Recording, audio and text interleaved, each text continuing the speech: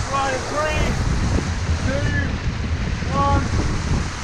Okay, let's go racing. Let's break the record.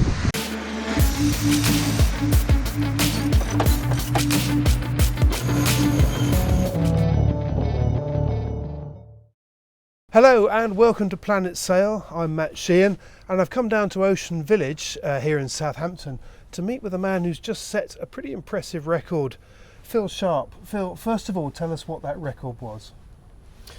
Yesterday I attempted the round Isle of Wight records. So a couple of years ago there was a benchmark established for the 40-foot class and actually the first in solo category as well. So my plan was to try and beat that benchmark and sail this class 40 around as quick as I could in under 6.5 hours, and also set a new single-handed world record.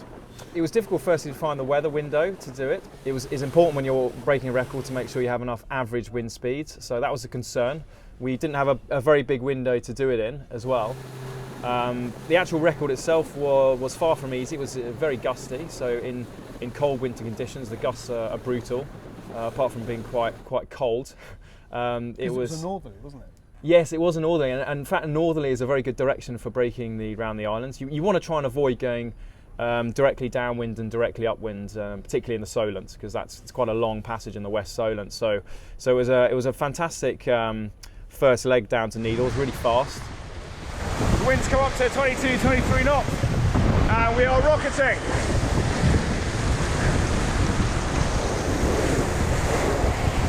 This is brilliant because this bit was supposed to be quite slow against the tide, but we're actually making really good time.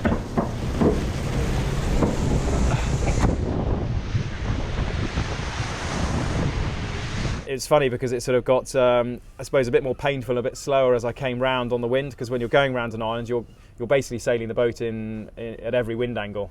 So there was a bit of reaching, a bit of upwind, and then a final bit of reaching in the Solent. We are just round the Needles. There they are behind us, and next is St Catherine's Point, bottom of the Isle of Wight. Pretty tricky round the Needles, a lot of tide, and I had a big gust of wind just as I was driving. So I overstood the Needles slightly, but it's better than being a bit too close. So now we are power reaching towards St Catherine's.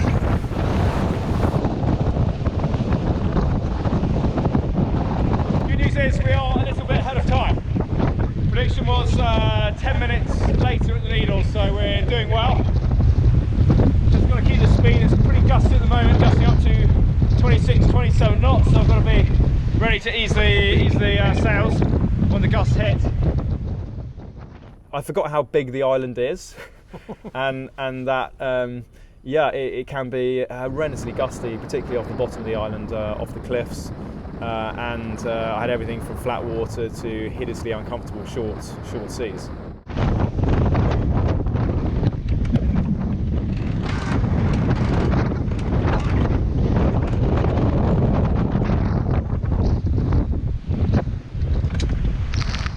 St Catherine's Point, just coming up to it. We just lost the wind a little bit behind these cliffs. Look at that, nice view.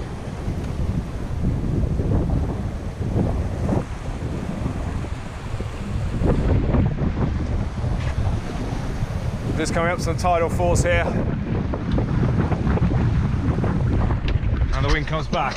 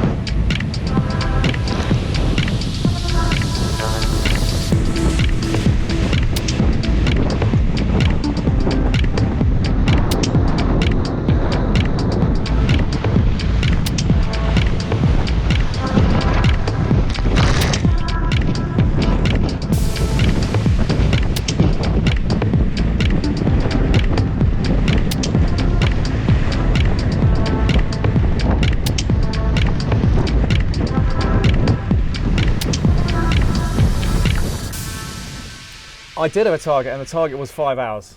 And I'd done quite a lot of routing simulation before that. I knew it was going to be very tough to beat, and I thought, wow, if I can actually get it down to roughly 5 hours, averaging 10 knots, then I'll be happy.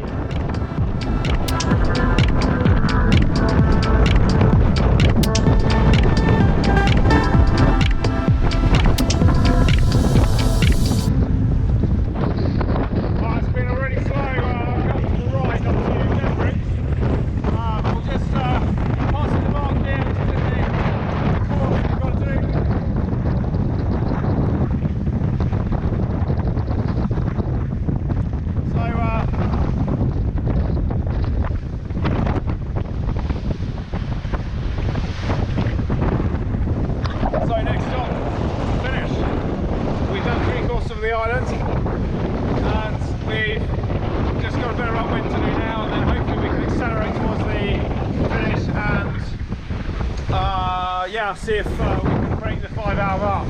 It's going to be tough. Now you say you're doing sort of 10,000 miles, or have been doing 10,000 miles a year in this boat. How much did that play a part in it? Because I mean, by your standards, that was a very, very short little sprint, 5 hours. Yeah. But I would imagine that the hours and the time that you spent on this boat up until that was absolutely invaluable in being able to do a short sprint like that. I think it really does help. I think you know how the boat knows how it likes to be sailed in certain conditions. You know how to sail the boat in those conditions. You can really extract its full potential at every part of the course. It's also about minimising errors. If you really have the procedures laid out in your mind, exactly how you jibe, exactly how you sail change, you can really do those quite swiftly, efficiently, without making mistakes. And really, I think a record is about keeping things clean, particularly solo, and avoiding those mistakes, and really just trying to capitalise on the moment.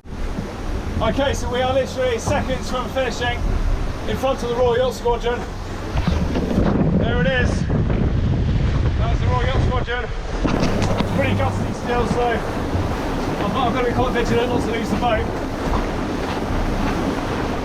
5 seconds. 4, 3, 2, 1. Way! That's it. That is 5 hours and 5 minutes. I knew it was going to be tough to beat 5 hours, but that's pretty much bang on. And yeah, wow. That's not your average day out in December.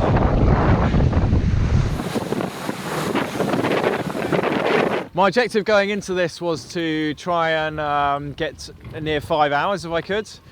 I knew it would be a good chance of breaking the existing benchmark of over 6 hours. So I ran some routing simulations, and it was showing that it was going to be potentially possible in 5 hours.